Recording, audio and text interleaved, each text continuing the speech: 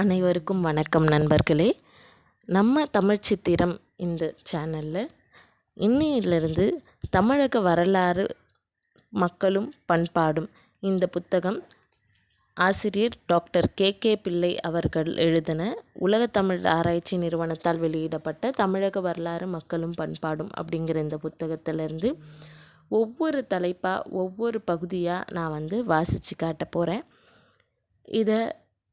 இந்த புத்தகம் படிக்கணும்னு ஆசைப்படுற ஆனால் போதிய நேரம் இல்லை படிக்க வாய்ப்பில்லாதவர்கள் இந்த வாய்ப்பை பயன்படுத்திக்குமாறு கேட்டுக்கிறேன். நன்றி.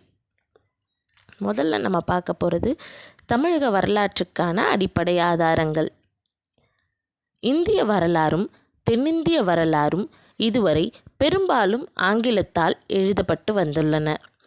தமிழில் வெளியாகியுள்ள வரலாறுகள் ஆங்கில மொழியில் வெளிவந்துள்ள வரலாற்று நூல்களின் மொழிபெயர்ப்பாகவோ அன்றி தழுவல்களாகவோ அமைந்துள்ளன.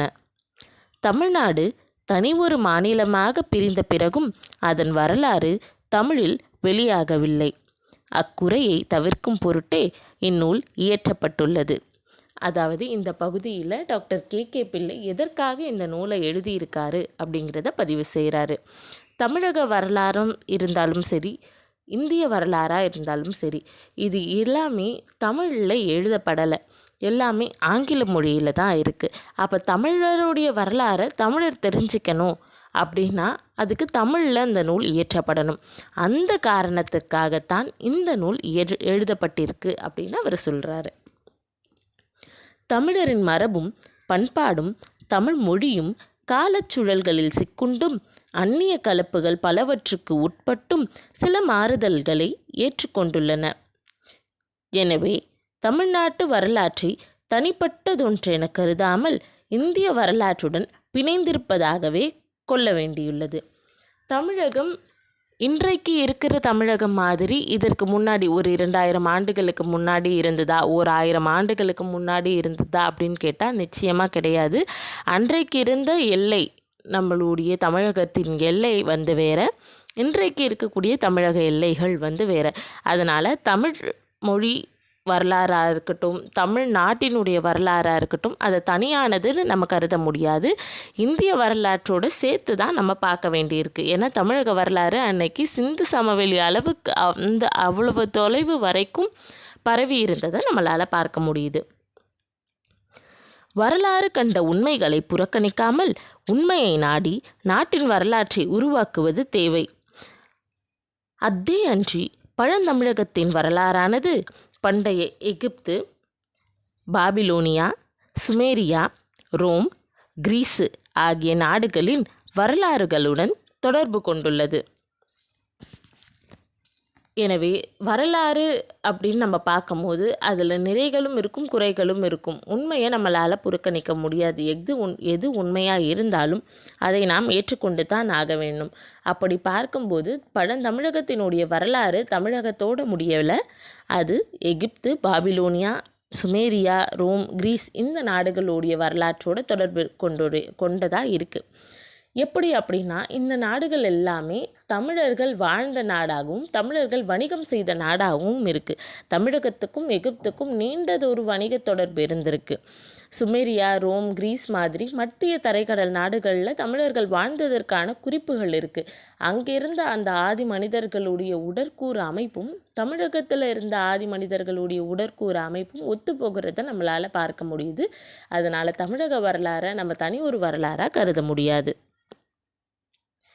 பண்டைய நாள்களில் பொதுவாக இந்தியாவிலும் சிறப்பாக தமிழகத்திலும் வரலாற்று நிகழ்ச்சிகளில் ஏடுகளில் எழுதி வைக்கும் வழக்கத்தை மக்கள் மேற்கொண்டிலர். மிகச்சிறந்த இலக்கியங்களையும் உரைகளையும் படைத்து கொடுத்த பழந்தமிழர்கள் வரலாற்று நிகழ்ச்சிகளை குறித்து வைக்காமற் போனது வியப்பினும் வியப்பாக உள்ளது.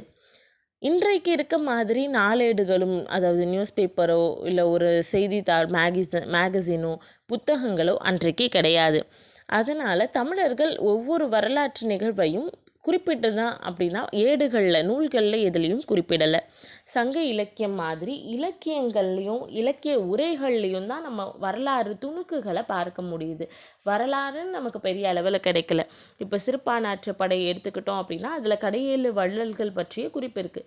அப்போ கடையேழு வள்ளல்கள் இருக்கவங்க இருந்திருக்காங்க அப்படின்னு நமக்கு தெரிய வருது. புறநானூற்று இலக்கியமாக இருக்கட்டும், இலக்கியங்களை தான் அவங்க ஏடுகளில் ஓலைச்சுவடிகளில் எழுதியிருக்காங்களே தவிர எந்த வரலாற்று நிகழ்வுகளையும் குறிக்கலை. இது கொஞ்சம் ஆச்சரியமாக வியப்பானதாக தான் இருக்குது.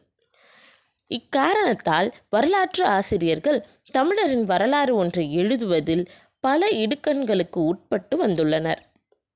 ஆழ்ந்த ஆராய்ச்சியின் பயனாய் தமிழகத்தின் வரலாறுகள் உருவாக்கப்பட்டு வந்துள்ளன.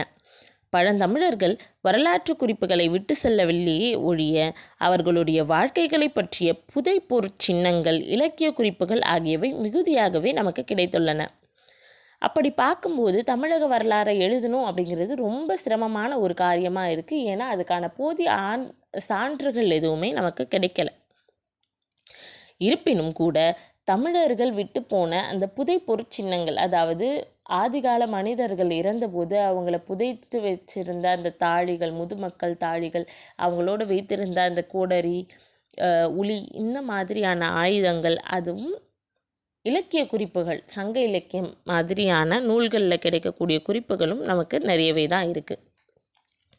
அவற்றை கொண்டும் அயல்நாட்டு வரலாற்று ஆசிரியர்கள் பண்டைய தமிழர்களை பற்றி தத்தம் நூல்களில் கொடுத்துள்ள குறிப்புகளை கொண்டும் பண்டைய தமிழரின் வரலாற்றை பற்றியும் பண்பாடு, நாகரிகம் ஆகியவற்றை பற்றியும் இயன்றவரை திருத்தமான பண்டைய வரலாறு ஒன்று வகுப்பது அரிதாக தோன்றவில்லை. அது மட்டும் இல்லாமல் தமிழகத்துக்கு வந்து சென்ற பயணிகள், சீன பயணி ஹுவான்ஸ்வாங், மெஹஸ்தனிஸ், இந்த மாதிரி தமிழகத்துக்கு வந்து சென்ற பிற நாட்டு அயல்நாட்டை சார்ந்த அந்த வரலாற்று ஆசிரியர்கள் இவங்களுடைய குறிப்புகளை வைத்து தமிழக வரலாறு அப்படிங்கிற இந்த நூலை வந்து எழுதியிருக்காங்க. இதனுடைய தொடர்ச்சியை நாம் அடுத்த வீடியோவில் பார்க்கலாம். நன்றி.